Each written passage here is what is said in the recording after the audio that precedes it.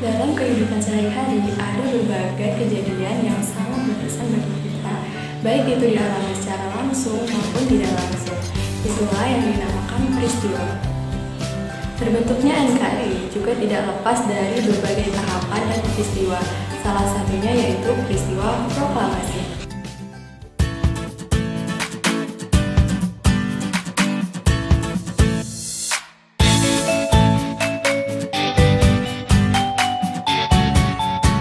Assalamualaikum adik-adik, apa kabar?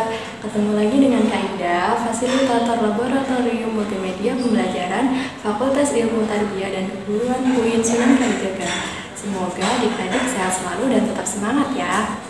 Pada video pembelajaran kali ini, kita akan belajar bersama mengenai peristiwa-peristiwa seputar proklamasi kemerdekaan Indonesia. Sudah siap adik-adik? Tujuan kita mempelajari tema 7 subtema 2 yaitu agar adik-adik bisa mengidentifikasi peristiwa seputar bacaan teks proklamasi kemerdekaan Indonesia, mengetahui tokoh-tokoh yang berjasa dalam peristiwa proklamasi Indonesia, mengetahui perbedaan kosakata baku dan tidak baku, mengenal keragaman sosial budaya masyarakat Indonesia, dan mengetahui pengaruh alam pada benda. Tahukah kalian, proklamasi merupakan peristiwa paling bersejarah bagi bangsa Indonesia. Karena proklamasi menjadi tonggak berdirinya bangsa Indonesia menjadi bangsa yang merdeka dan berdaulat. Awalnya, Jepang berjanji memberikan kemerdekaan kepada bangsa Indonesia, namun sayangnya Jepang dibom oleh sekutu pada tanggal 6 dan 9 Agustus di kota Hiroshima dan Nagasaki. Sehingga pada tanggal 15 Agustus, Jepang pun menyerah kepada sekutu tanpa syarat. Mendengar kabar itu, bangsa Indonesia langsung bergegas untuk mempersiapkan kemerdekaannya. Perundingan-perundingan pun terjadi antara golongan tua dan golongan muda. Nah, di perundingan-perundingan tersebut banyak sekali perdebatan yang terjadi antara golongan tua dan golongan muda, sehingga menyebabkan peristiwa Rengas Dengklok. Ada yang tahu apa itu peristiwa Rengas Dengklok? Peristiwa Rengas Dengklok yaitu peristiwa di mana Bung Karno dan Bung Hatta dibawa oleh golongan muda ke daerah yang bernama Rengas Dengklok agar Bung Karno dan Bung Hatta tidak terpengaruh oleh janji Jepang dan segera memproklamasikan kemerdekaan bangsa Indonesia.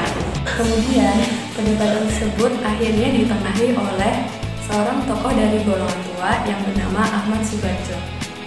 Kemudian, rombongan tersebut sampai di Jakarta pada pukul 23 waktu Indonesia Barat dan berkumpul di rumah Laksamana Maida di Jalan Imam Bonjol nomor 1 Jakarta untuk merumuskan teks proklamasi kemerdekaan Indonesia.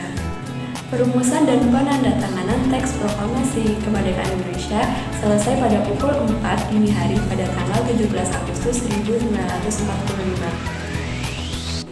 Pembacaan teks proklamasi kemerdekaan Indonesia dilaksanakan di halaman rumah Insinyur Soekarno di Jalan Pegangsaan Timur nomor 56 Jakarta pada pukul 10 waktu Indonesia Barat.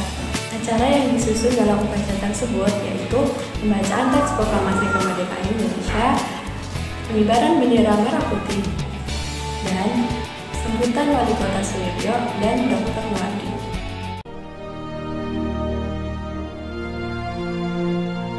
Proklamasi. Kami, bangsa Indonesia, dengan ini menyatakan kemerdekaan Indonesia.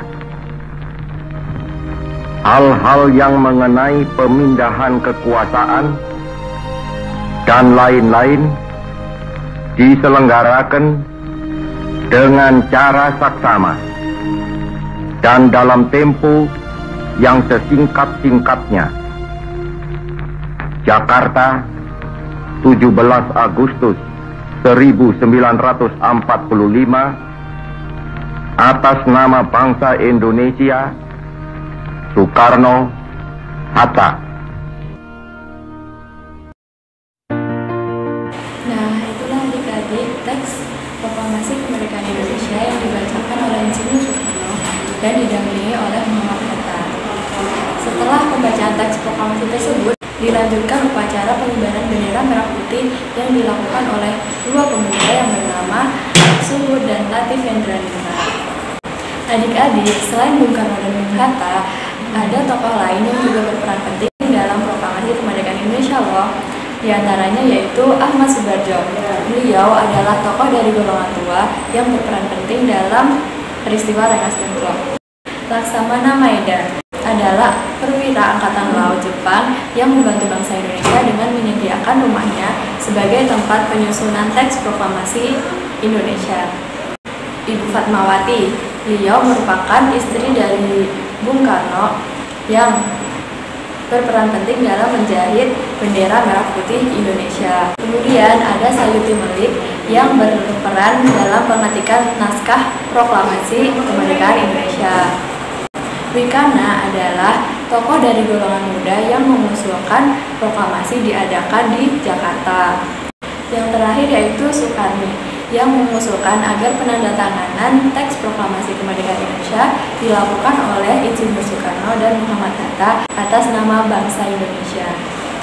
Nah, adik-adik sudah tahu kan siapa saja tokoh-tokoh yang berperan dalam proklamasi kemerdekaan Indonesia.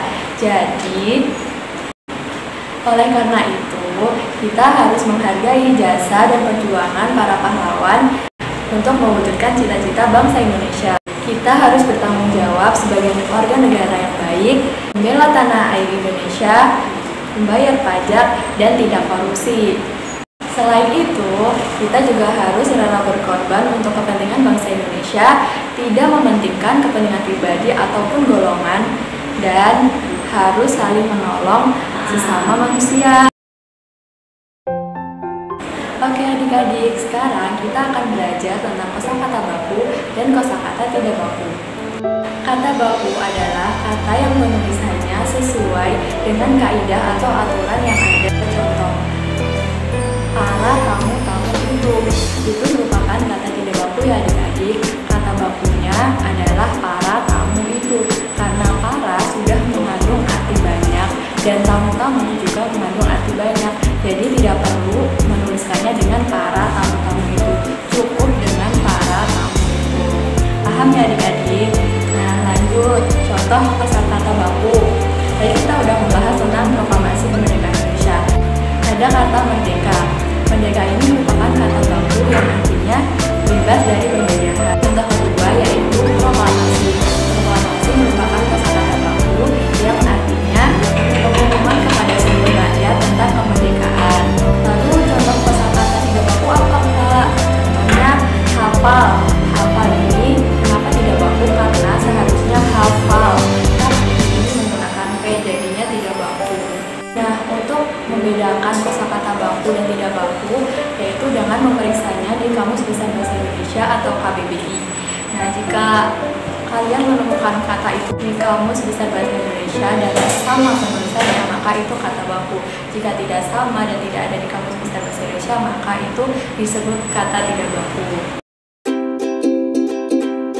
Adik-adik, perlu kalian tahu ini, pemuda Indonesia menyebarkan kemerdekaannya melalui berbagai cara, dengan menyebarkan pamflet, coret-coret di tembok, dan menuliskan surat kabar. Adapun koran pertama yang menyebarkan proklamasi kemerdekaan Indonesia yaitu koran harian Suara Asia yang diterbitkan di Surabaya. Tadi kita sudah mempelajari tentang proklamasi kemerdekaan Indonesia yang dibacakan pukul 10 waktu Indonesia Barat. Nah, kira-kira gimana ya adik-adik keadaan atau cuaca pada saat pagi menjelang siang ataupun siang hari?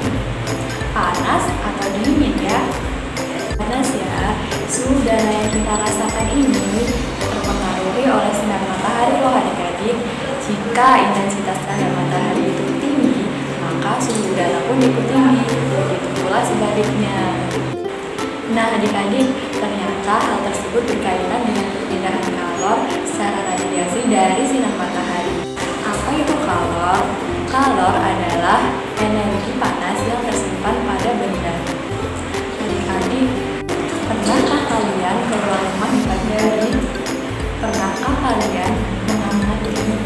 dedaunan atau rambutan yang ada di depan rumah saat pagi hari.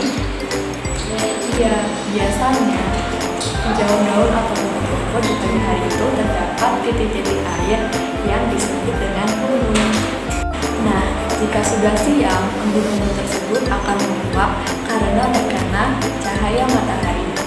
Peristiwa berubahnya titik-titik air menjadi uap disebut menguap. Jadi, selain dapat mengubah suhu benda, energi panas atau kalor dapat mengubah wujud benda juga ya adik-adik. Nah, perubahan wujud benda itu ada membeku, yaitu perubahan dari benda cair menjadi padat. Nah, perubahan wujud benda dari padat menjadi cair karena panas disebut mencair. Contoh dari kristal mencair yaitu mentega yang dipanaskan akan meleleh, kemudian lilin yang dinyalakan atau dibakar juga akan meleleh. Gimana adik-adik pembelajaran kali ini? Seru kan? Kita jadi tahu banyak nih tentang peristiwa-peristiwa seputar proklamasi kemerdekaan Indonesia. Kita jadi tahu bagaimana perjuangan-perjuangan para tokoh yang telah memperjuangkan kemerdekaan bangsa Indonesia. Nah, sebagai warga negara yang baik, kita harus ikut serta dalam menjaga negara kita ya adik-adik. Meski banyak perbedaan, kita harus tetap saling menghormati dan menghargai satu sama lain, harus saling tolong-menolong dan menjaga kepercayaan satu sama lain.